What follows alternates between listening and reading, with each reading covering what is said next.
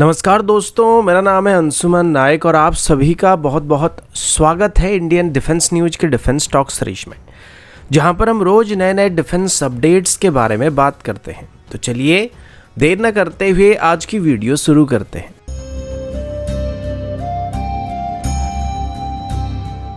आज की पहली अपडेट तेजस MK1A की तरफ से है।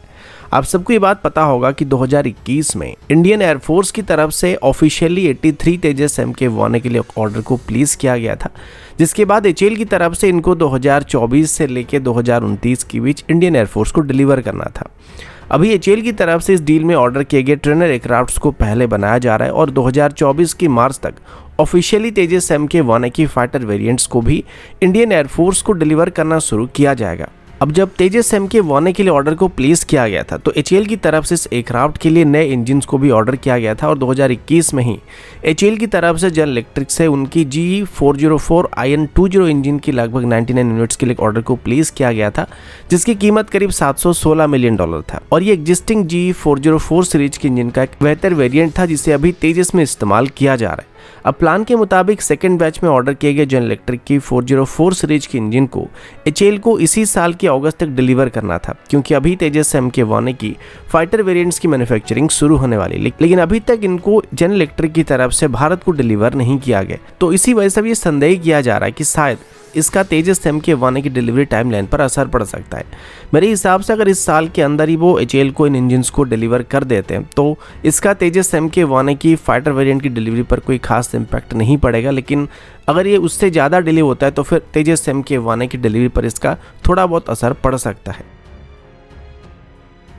अगला अपडेट एंटी ड्रोन सिस्टम की तरफ से है। अभी ड्रोन्स के खतरे बढ़ते ही जा रहे हैं, जिसे काउंटर करने के लिए एंटी ड्रोन सिस्टम अभी एक मोस्ट इफेक्टिव वेपन साबित हो चुका है। अभी एंटी ड्रोन सिस्टम भी कई तरह के होते हैं, जिसकी रेंज और स्पेसिफिकेशन उनकी मॉडल के हिसाब से अलग अलग होता है, लेकिन फिलहाल हम अभी DRDO की तरफ से डेवलप किए जाने वाले एंटी ड्रोन सिस्टम के बारे में बात करने वाले हैं। अभी तक DRDO की तरफ जिस एंटी ड्रोन सिस्टम को डेवलप किया गया था उसका नाम D4 एंटी ड्रोन सिस्टम है और अभी हमारी आर्म फोर्सेस में भी इसको इंडक्ट किया जा रहा है। ये दो तरीके से ड्रोन्स को नाकाम कर सकता है, जिसमें एक ये सॉफ्ट किल की मदद से दुश्मन की ड्रोन्स को टारगेट कर सकता है और दूसरा ये लेजर की मदद से ड्रोन को नाकाम कर सकता है। लेकिन इसकी कुछ लिमिटेशन भी है, जैसे कि ये बस 3 किलोमीटर के दायरे के अंदर इफेक्टिव है, जिस वजह से अगर एक वाइड एरिया को एक ही बार में कवर करना होगा तो ये कवर नहीं कर सकता है। हालांकि एयरपोर्ट और एयरवेज की सुरक्षा के लिए इसको डिप्लॉय किया जा सकता है, लेकिन अगर बॉर्डर की बात करें तो पूरे बॉर्डर में इनको डिप्लॉय करने में काफ़ी परेशानी हो सकती है, जिस वजह से DRDO की तरफ से अभी एक ऐसी एंटी ड्रोन सिस्टम को डेवलप करने की कोशिश किया जा रहा है जिसमें लंबी दूरी तक दुश्मन की ड्रोन्स को डिटेक्ट और डिस्ट्रॉय करने की कैपेबिलिटी मौजूद होगा और खास करके दुश्मन की स्वार्म ड्रोन को डिस्ट्रॉय करने की क्षमता मौजूद होगा। अब इसमें DRDO की तरफ से मेनली सॉफ्ट किल कैपेबिलिटीज के ऊपर ही फोकस किया जा रहा है, जो कि एक तरीके से कॉस्ट इफेक्टिव सिस्टम है, जिसमें फिजिकली हमको कोई सिस्टम को फायर करना नहीं पड़ता। हम बस दुश्मन की ड्रोन की फ्रिक्वेंसी को जैम कर देते हैं, जिसके बाद ड्रोन्स बंद होकर नीचे लैंड कर जाते हैं। अब इसी वजह से DRDO की तरफ से एक high power microwave based anti drone system को बनाया जा रहा है, जिसका रेंज करीब 10 किलोमीटर तक होने वाला है, यानी कि 10 किलोमीटर के रेडियस में एक ही सिस्टम काउंटर ड्रोन सिस्टम को प्रोवाइड कर सकता है, जिसे हम एक ही बार में एक वाइड एरिया के ऊपर एंटी ड्रोन कवरेज को भी प्रोवाइड कर सकते हैं। और इसे अभी खास करके स्वार्म ड्रोन्स को काउंटर करने के लिए बनाया जा रहा है, क्योंकि एक ही बार में मल्टीपल ड्रोन्स को काउंटर और न्यूट्रलाइज कर पाएगा। क्योंकि अभी की जो D4 सिस्टम है, इसकी जो हार्ड किल सिस्टम, ये एक ही ड्रोन को डिस्ट्रॉय करने के लिए काफी समय लेता है, जो कि 30 से 1 मिनट तक समय लग जाता है और ये सिस्टम स्वार्म ड्रोन के खिलाफ इतना इफेक्टिव साबित नहीं होगा। तो इस वजह से अभी खास करके DRDO की तरफ से स्वार्म ड्रोन के अगेंस्ट में एक इफेक्टिव सिस्टम को डेवलप करने के लिए एक नई microwave based anti drone system को डेवलप किया जा रहा है और ये एक high power microwave based system होने वाला है। अगला update anti tank guided missile की तरफ से है। अभी हमारी आर्मी और एयरफोर्स में एक डिसेंट नंबर में अटैक हेलीकॉप्टर मौजूद है, लेकिन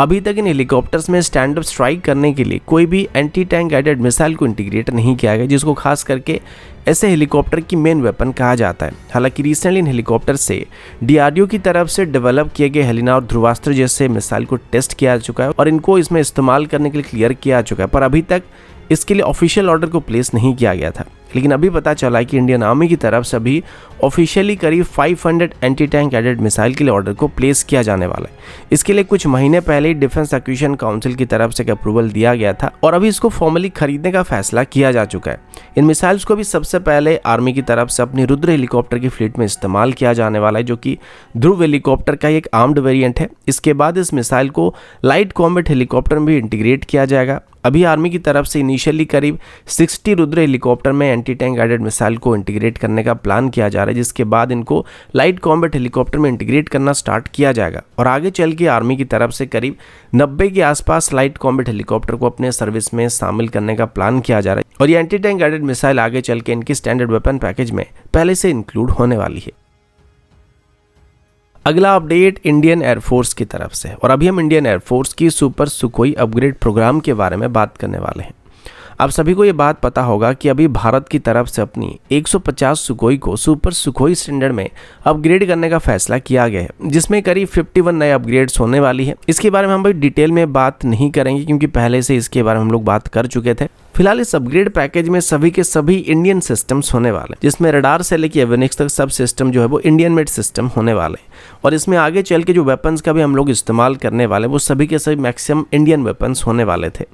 अभी के लिए पता चला है कि रशिया की तरफ से अभी भारत को सुपर सुखोई अपग्रेड के बाद अपनी कुछ नए वेपन्स को भी इसमें इंटीग्रेट करने का ऑफर दिया जा रहा है, जिसमें रशिया अभी भारत को अपनी R-74M1 और KH-59 मार्क II जैसे मिसाइल को ऑफर करने वाली है, जिनको भारत चाहे तो अपनी सुपर सुखोई में आगे चल के इंटीग्रेट कर सकता है। अब इसमें R-74M1 की बात करें तो ये R-73 close range heat Sikar missile का एक सक्सेसर है, जो कि एक बेहतर इमेजिंग इन्फेट सीकर के साथ आता है, साथ ही बेहतर ऑफ बोर्ड लॉन्च कैपेबिलिटी के साथ आता है। और KH-59 मार्क II एक सब सोनिक क्रूज मिसाइल है जिसकी रेंज करीब 280 किलोमीटर तक होने वाली है। अब जहां तक बात रही रशिया की ऑफर की, तो भले ये दोनों ही मिसाइल हमारे ताकत को बढ़ा सकते हैं, लेकिन फिलहाल हमें इनकी कोई ज़रूरत नहीं पड़ने वाली है और ना ही भारत आगे चल के रशिया की इस ऑफर को एक्सेप्ट करने वाला है, क्योंकि सुपर सुखोई के साथ Bharat mainly made in India weapons का इस्तेमाल करने वाला है, जिसमें अस्त्र सीरीज की अलग अलग BVR मिसाइल का इस्तेमाल किया जाएगा और पाइथन 5 या असराम जैसे क्लोज रेंज मिसाइल का इस्तेमाल किया जाएगा। और बाकी बात रही क्रूज मिसाइल की, तो भारत पहले से ही ब्रह्मोस को सुखोई से फायर करने के लिए तैयार कर चुका है